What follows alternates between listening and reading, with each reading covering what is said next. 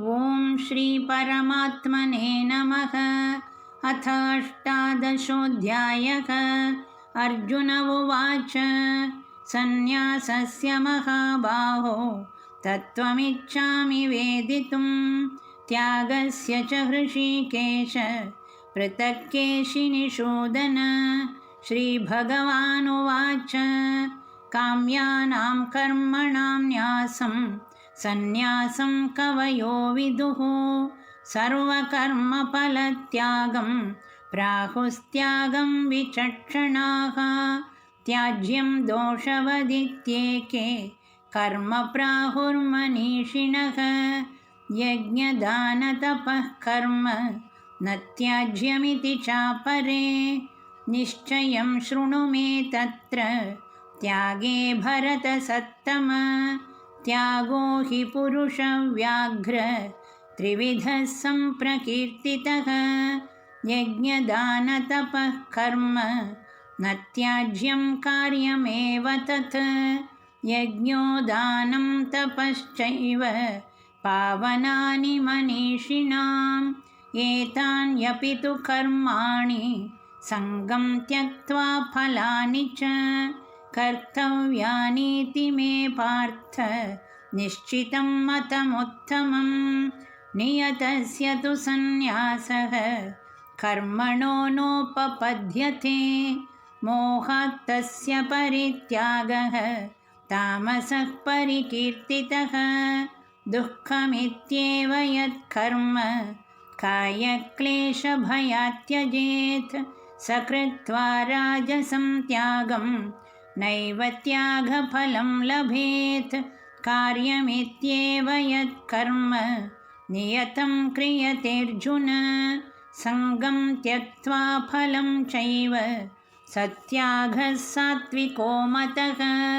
न द्वेष्ट्य कुशलं कर्म कुशलेनानुषज्यते त्यागी सत्त्वसमाविष्टः मेधावी छिन्न संशयः।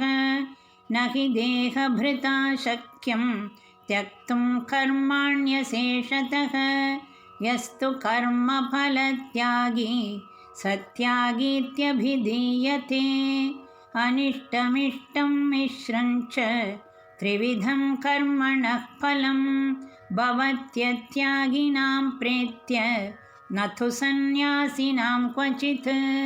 पञ्चैतानि महाबाहो कारणानि निबोध मे साङ्ख्ये कृतान्ते प्रोक्तानि सिद्धये सर्वकर्मणाम्।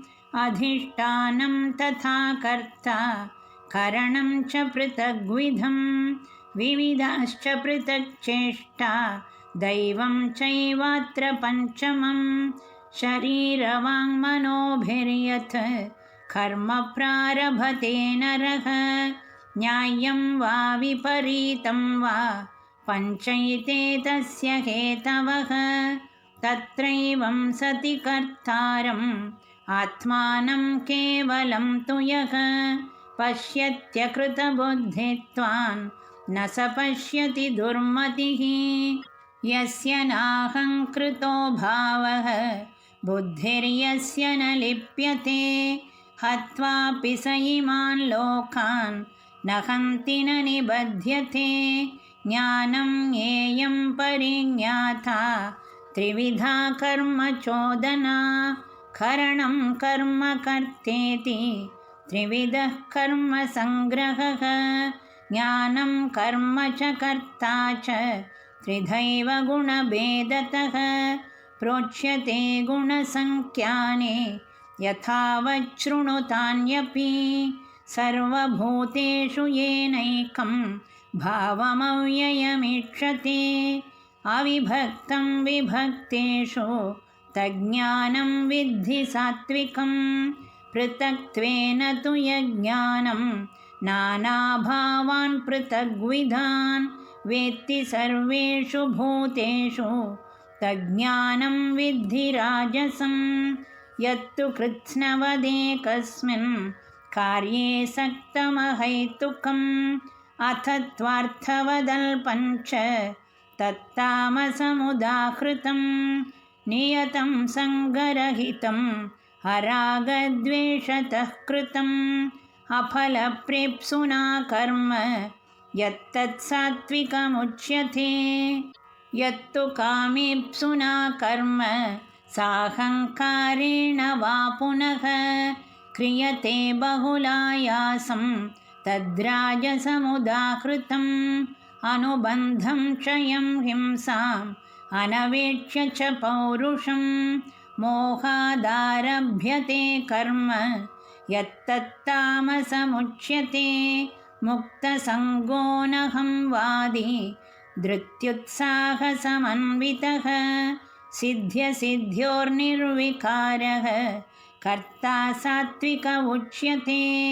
रागी कर्मफलप्रेप्सुः लुब्धो हिंसात्मको शुचिः हर्षशोकान्वितः कर्ता राजसः परिकीर्तितः अयुक्तः प्राकृतस्तब्धः शठो नैष्कृतिकोलसः विषादी दीर्घसूत्री च कर्ता तामस उच्यते। बुद्धिर्भेदं धृतेश्चैव गुणतस्त्रिविधं शृणु प्रोच्यमानमशेषेण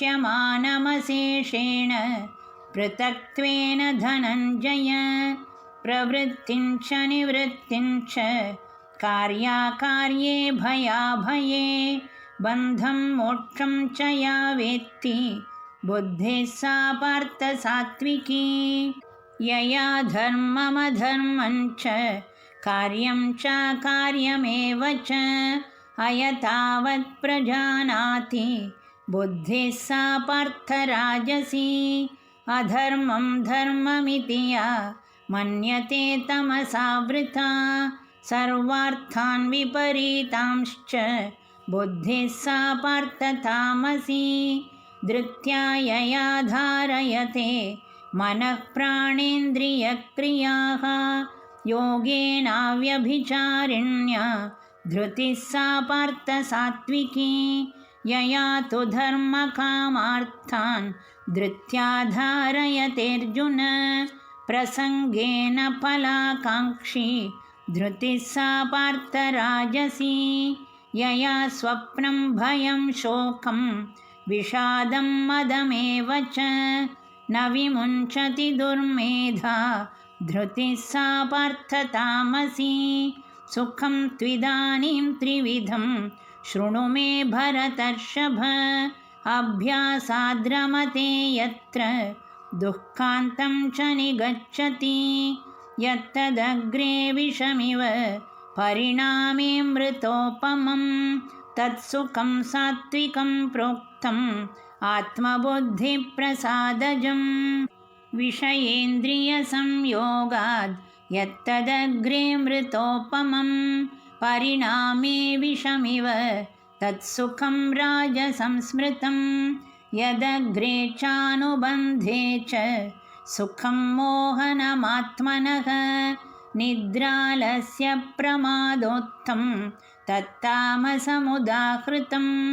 न तदस्ति पृथिव्यां वा दिवि देवेषु वा पुनः सत्वं प्रकृतिजैर्मुक्तं यदेभिः स्यात् त्रिभिर्गुणैः ब्राह्मणक्षत्रियविषां शूद्राणां च परन्तप कर्माणि प्रविभक्तानि स्वभावप्रभवैर्गुणैः शमोदमस्तपः शौचं क्षान्तिरार्जवमेव च ज्ञानं विज्ञानमास्तिक्यं ब्रह्मकर्म स्वभावजं शौर्यं तेजो धृतिर्दाक्ष्यं युद्धे चाप्यपलायनं दानमीश्वरभावश्च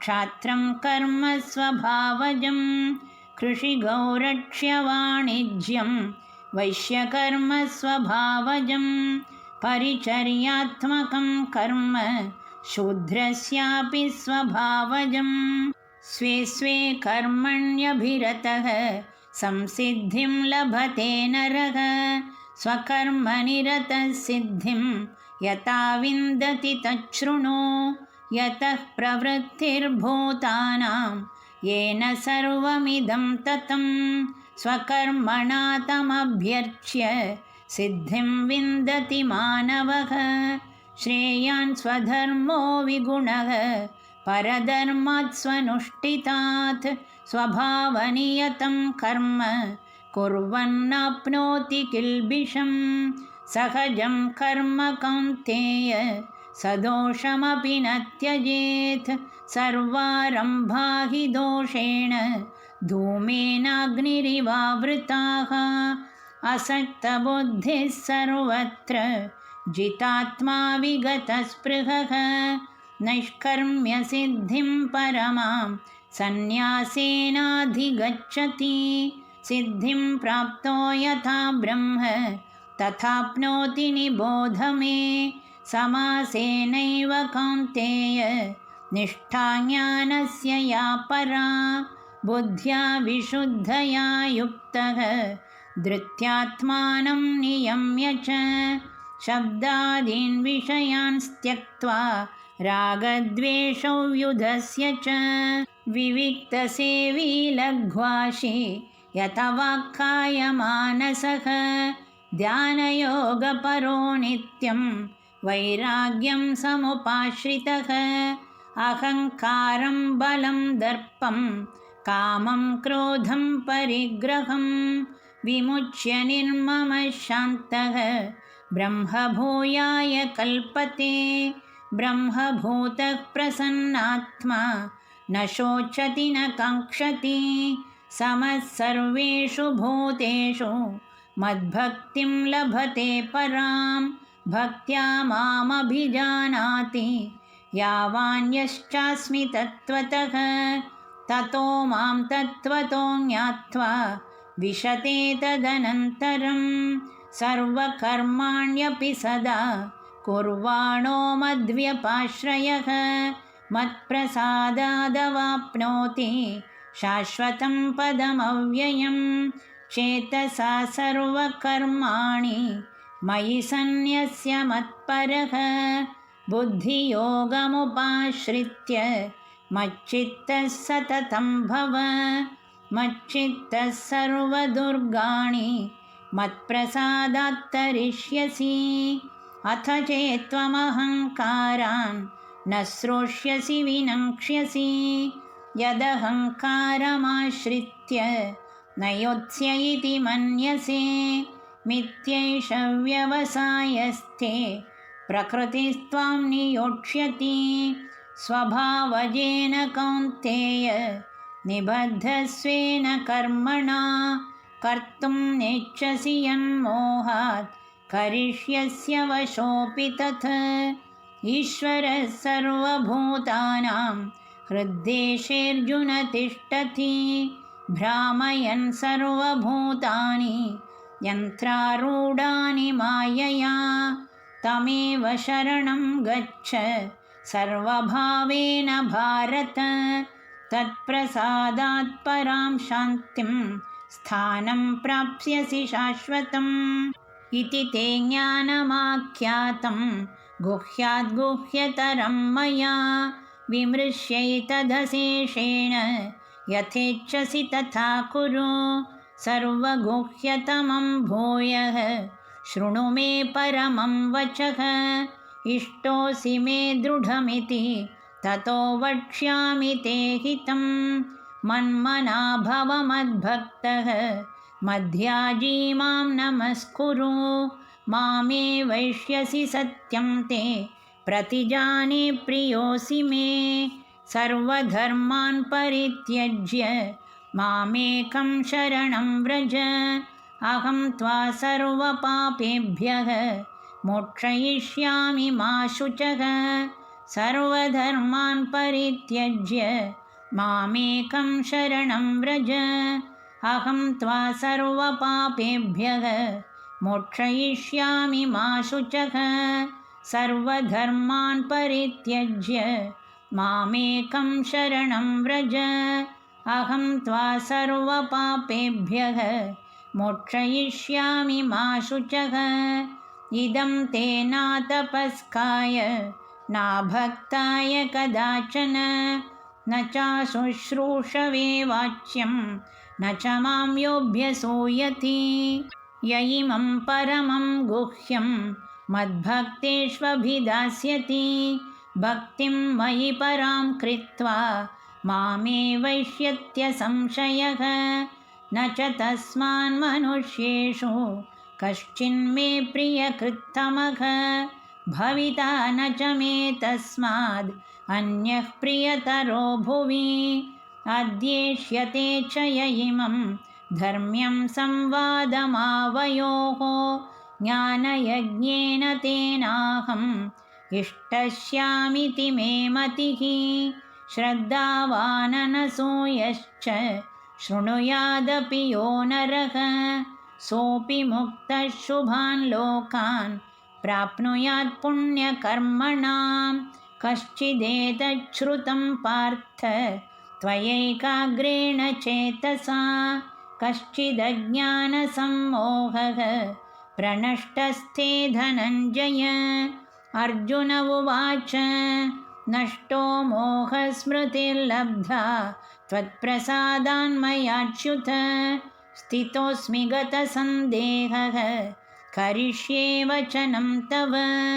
सञ्जय उवाच इत्यहं वासुदेवस्य पार्थस्य च महात्मनः संवादमिममश्रौषम् अद्भुतं रोमहर्षणं व्यासप्रसादाच्छ्रुतवान् एतद्गुह्यमहं परं योगं योगेश्वरात् कृष्णात् साक्षात् कथयतः स्वयं राजन् संस्मृत्य संवादमिममद्भुतं केशवार्जुनयोः पुण्यं हृष्यामि च मुहुर्मुहुः तच्च संस्मृत्य रूपमद्यद्भुतं हरेः विस्मयो मे महान् राजन् हृष्यामि च पुनः पुनः यत्र योगेश्वरः कृष्णः यत्र पार्थो धनुर्धरः तत्र श्रीर्विजयो भूतिः ध्रुवा नीतिर्मतिर्मम ॐ तत्सदिति श्रीमद्भगवद्गीतासु उपनिषत्सु ब्रह्मविद्यायां योगशास्त्रे श्रीकृष्णार्जुनसंवादे मोक्षसंन्यासयोगो नाम 18 श्रीकृष्णपरमात्मने नमः।